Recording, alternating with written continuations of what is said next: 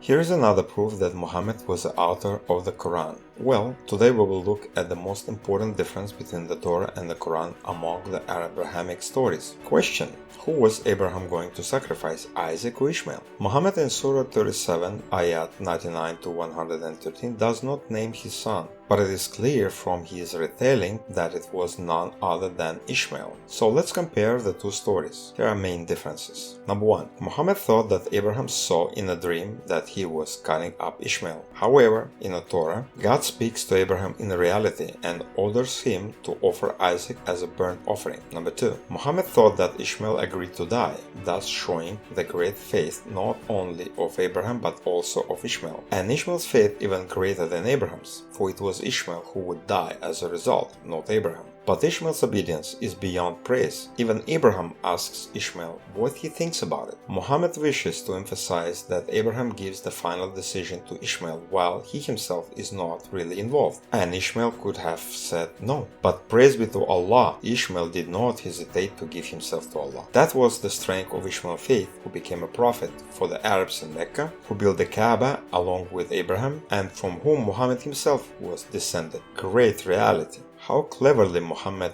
had made a firm foundation for the religion of Islam. Even Isaac and Jacob could not dream of that. However, according to the Torah, Isaac, not Ishmael, had no idea until the last moment that it was he who would be sacrificed. Genesis 22. He said, "Behold the fire and the wood, but there is a lamb for a burnt offering." Abraham said, "God will provide for himself the lamb for a burnt offering, my son." So they went both of them together. The Torah thus places the whole weight of the decision on Abraham, not on his son. Even Isaac is not involved with such strong faith in the Torah as Ishmael is in the Quran. Number 3. Islamic sources claim that Abraham wanted to sacrifice Ishmael in the area of Mecca, where the latter supposedly lived. However, in the Torah, God tells Abraham exactly where to go with Isaac. Genesis 22. He said, "Take your son, your only son Isaac, whom you love, and go to the land of Moriah, and offer him there as a burnt offering on one of the mountains of which I shall tell you." On the third day, Abraham lifted up his eyes and saw the place from afar. The land of Moriah is 3 days' journey from Beersheba. The place where Jerusalem would later be built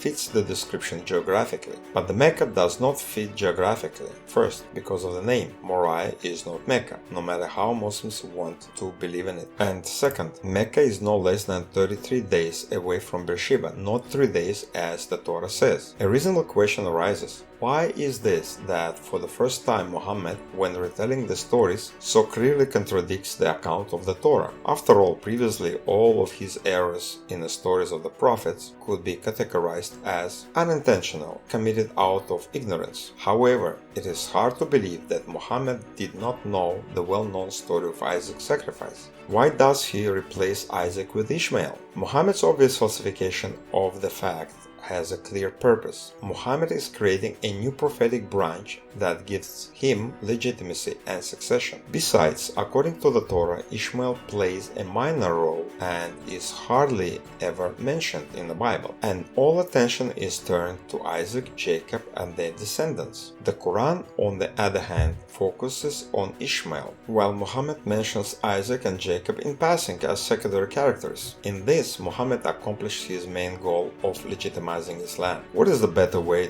for Muhammad to create a new religion, Islam? What to tie it to Abraham? Nothing. It is by Muhammad's version, which contradicts the Torah, that Abraham himself builds the Kaaba in Mecca with Ishmael, who supposedly has lived there since infancy. Thus, Muhammad invented a non-existent plot in order to present his new religion, Islam, as the oldest and truest religion, which has its origins in Abraham and his son Ishmael. Although, in fact, Islam is a semi-pagan religion, which includes the pagan temple Kaaba, many pagan rituals such as Ramadan, running around the Kaaba, kissing the black stone, as well as belief in Allah, the main pagan deity of the Arabs. Muhammad simply removed all the other pagan gods, leaving one. It would be like if the Greek pagans had removed the daughters of Zeus, Athena and Artemis, as well as Aphrodite, Poseidon, Hades, and all other idols from their pantheon except worshipped Zeus. No one would have thought to declare their new religion a monotheistic religion after such a restructuring. Neither did Muhammad, who removed